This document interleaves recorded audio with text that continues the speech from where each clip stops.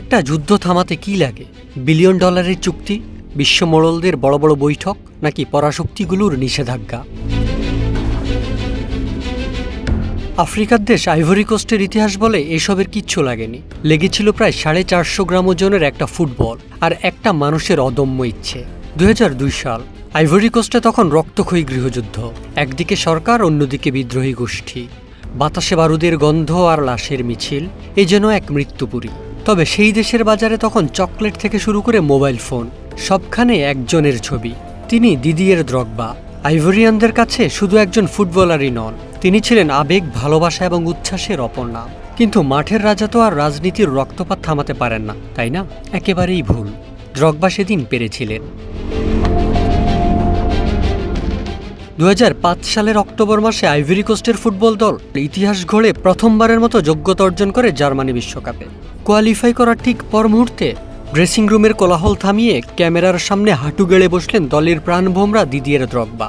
পিছনে তার সতীর্থরা। দেশবাসীর উদ্দেশ্যে হাত জোড় করে দ্রগবা বললেন, আমরা প্রমাণ করেছি, আজ আমরা সবাই আইভেরিয়ান। প্লিজ আপনারা অস্ত্র নামিয়ে রাখুন, একটা নির্বাচন দিন, সব ঠিক হয়ে যাবে। আইভেরিয়ানরা সেদিন তাদের প্রিয় নায়কের কথা ফেলে দিতে পারেনি। বন্দুকের ট্রিগারে থাকা আঙুলগুলো সেদিন কেঁপে উঠেছিল। দ্রগবার সেই চোখের জল বুলেটের চেয়েও দ্রুত গতিতে আইভেরিয়ানদের হৃদয়ে গিয়ে আঘাত করেছিল। স্তব্ধ হয়ে গিয়েছিল গৃহযুদ্ধ।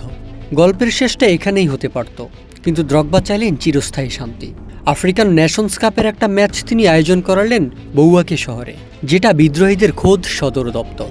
যেখানে সরকারি সেনাদের ঢুকলে নিশ্চিত মৃত্যু, সেখানে সেদিন সেনা আর বিদ্রোহী গোষ্ঠী কাঁধে কাঁধ মিলিয়ে গ্যালারিতে বসে খেলা দেখল। যে হাতগুলো একে অপরকে মারার জন্য অস্ত্র খুঁজত, সেই হাতগুলো সেদিন গোলের পর একে অপরকে জড়িয়ে ধরল। দিদিয়ের দ্রগবা এবং ফুটবল যেন এক জাদুমন্ত্রে শত্রুতাকে শান্তিতে রূপ দিল।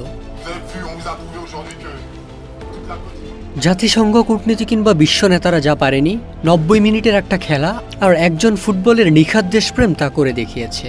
দিদিয়ের দ্রগবা প্রমাণ করেছিলেন, ফুটবলে শুধু গোলই করা যায় না, একটা যুদ্ধ বিধ্বস্ত ভাঙা দেশকেও জোড়া লাগানো যায়। মেহরাব অভি, ওয়ান ডিজিটাল ডেস্ক।